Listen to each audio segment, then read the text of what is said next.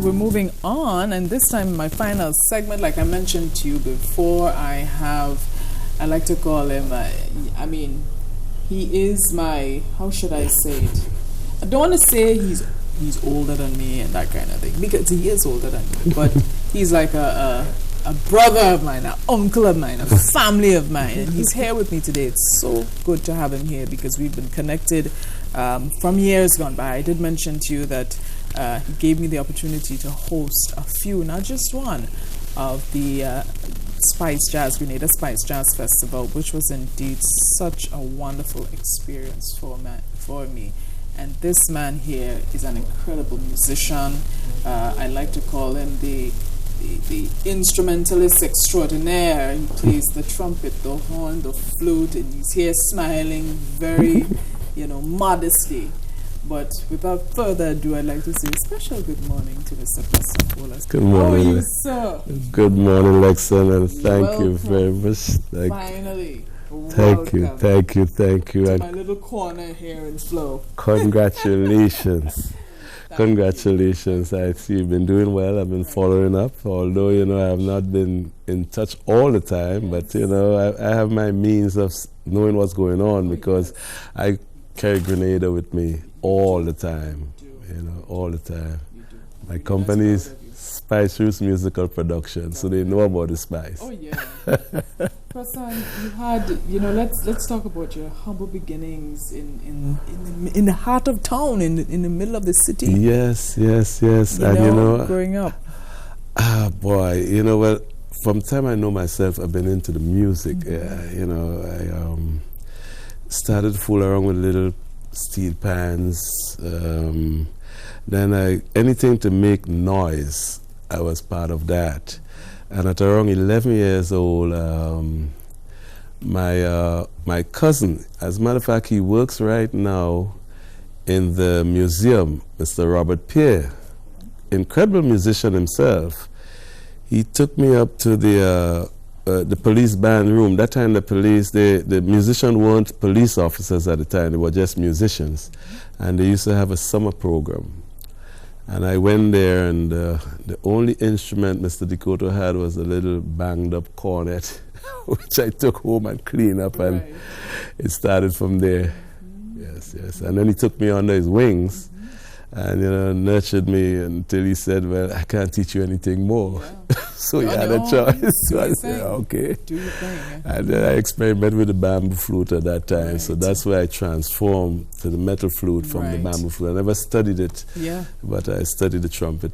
That's fantastic. Yes. I remember you having sessions at the shop in town, right in the corner. Yes. Hillsborough Street? Yes. Right in the corner there. That was some nice sessions you used to host there. Thank I mean, I don't remember attending much of them, but I remember passing there and you could hear you were just doing your thing. And I think that was a wonderful initiative too. You have to share, knowledge is only good when you can share it. True. If you're not sharing it, then it's not knowledge. True. So you have to share that. Definitely. And it's very important to because music is not just something.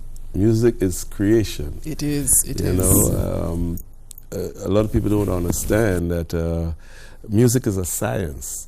Similar, like math or physics or chemistry. You have to understand your formulas. You have to, music with the scales and the chords. Everything is very mathematical. And then you experiment the same way, and you come up with, or in math you have the, Pythagoras theorem.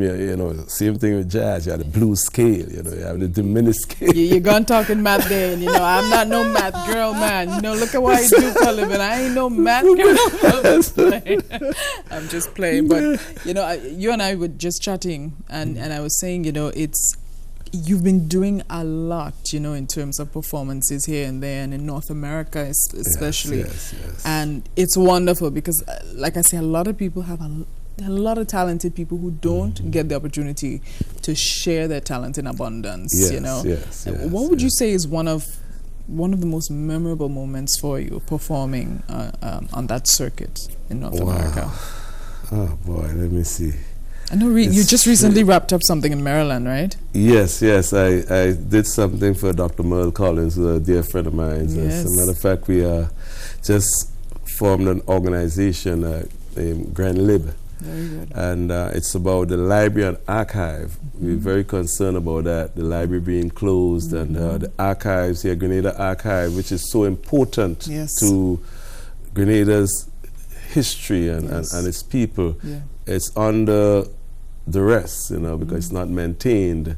So we are part of the Library and Archive Committee here, which, you have the head librarian, and a couple of people, Darrell Braffett, and a couple of people on the board here.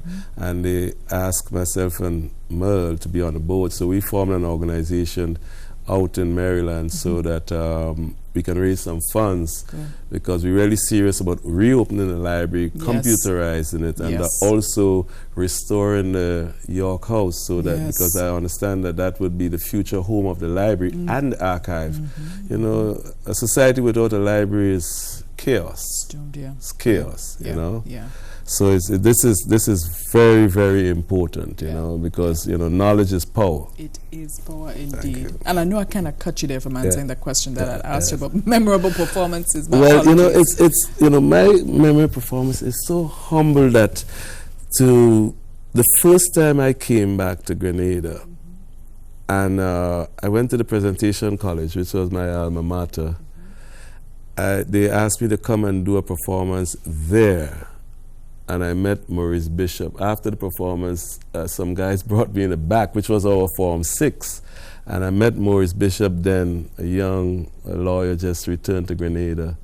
And that was great for me, because I left Grenada to come back and to uplift the music here, because they had great bands in my time. Great bands, guys like Lorraine and like Creeper Johnson and all these guys, man. And I had to keep up. Even my friend Curtis Saint Bernard and these guys, So I never got an opportunity to play then, because when the Bajan trumpet player came, they brought him over to play, and I was just playing around with my little scales. So I kind of missed that opportunity. So I say I have to play. So I'm going and get my talent and come back.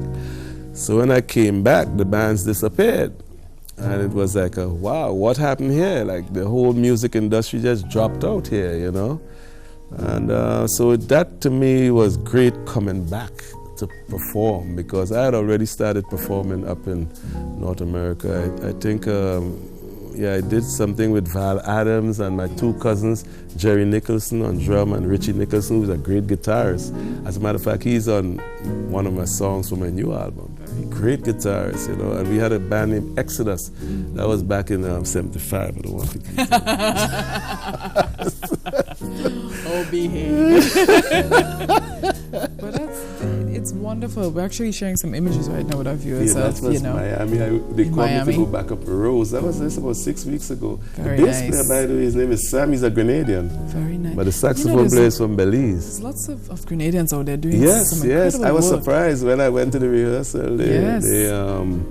They said, Sam, it's a Grenadian. I said, wow, great bass player too. Very good bass player. Cool. Have you had the opportunity in your visits here? There's another. Oh, with me and His Royal Highness. Yes. Then we went to Long Island. He went to play in a festival in Long Island, I think it was last year. And I went up there and sitting with him, Yes. Good stuff. How do you, in your travels, I'm not so sure how often you get to visit home as you would like to, but I know you're a man who clearly, you're staying in the loop. You're trying to keep in the loop as to what's happening musically on the island. What's your feedback on how you see things, whether progressing or not progressing on the island with music? Well, it's progressing. It definitely is progressing. Last night I had an opportunity to go listen to Chit, the rooftop. He's doing a different stuff. He's doing the pop stuff and kung fu. He's doing the pop stuff and the R&B stuff. He's doing a couple of the soca stuff.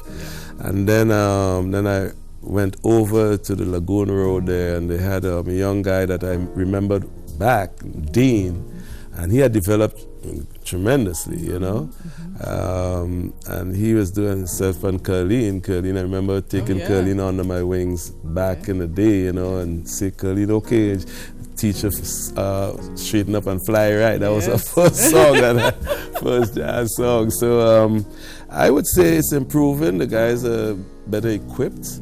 I think one of the comments I hear all the time in my travels about Grenada, and even from people that you wouldn't expect, that we need activities. So we need to put a little bit of emphasis, and I've been saying that since in the revolutionary days. We need more emphasis on music and serious music, because these islands are resorts. And people come to resorts to be entertained, and the music, when you have music like St. Lucia, you go to St. Lucia, and St. Lucia have a vibrant music, Barbados too, even Jamaica too, So I think they need to put a little bit more emphasis, and the hoteliers and the restaurant owners, they need to partner with the musicians, and what it is it's all part of a product. And it's very important to make sure that you have the product, because people come, you're selling them something. When somebody pay that exorbitant price to come to Grenada, because Grenada is very expensive, it's due south. They want to come and yes, some of them want to come and relax, yes, but I think you have like a younger, and even those who come to relax, they come to relax, but they could do with something soothing. So you should have that. Entertainment is a crucial, crucial aspect of everything. I think everything. Entertainment is a big percentage of America's GDP. Oh yeah. Great part, believe me, the entertainment industry in America. And that's why I see a lot of times people flock to America. They're big with their tourism. It's all about entertainment. It's all about entertainment. So very true. Without entertainment, you have like a kind of dull thing. And people don't really want to come around dullness, because they come to relax. They come to ease off the stress. Of course. Yes, so it's very important. Very important. Of course. Well, I know we're almost out of time. I see the cue there, but I want you to take us out of the show. All right, good. Because you can't come and set with this guy right here and not do something for us. And this song here is one of the geniuses. The song I'm going to perform round about midnight is by Thelonious Monk. Thelonious Monk was one of the founders of the bebop. Those were the revolutionary guys in the jazz. It was himself, Charlie Parker, John Coltrane, guys like Cannonball Adderley, and all these guys. So this song is like one of the what they call the most popular bebop ballad songs, round about midnight. Preston, pleasure meeting you. Thank you. The pleasure is mine. Pleasure to have you. Keep up the great work. Thank you, sir. Grenada needs that. You do that as well. Folks, I want to say a special thank you to all my guests for stopping by. Have a wonderful, safe weekend. Remember to always stay positive and always think outside the box. We will see on the flip side next week, God's willing. We'll take you up with Mr. Preston Holas, Rastafari on the trumpet.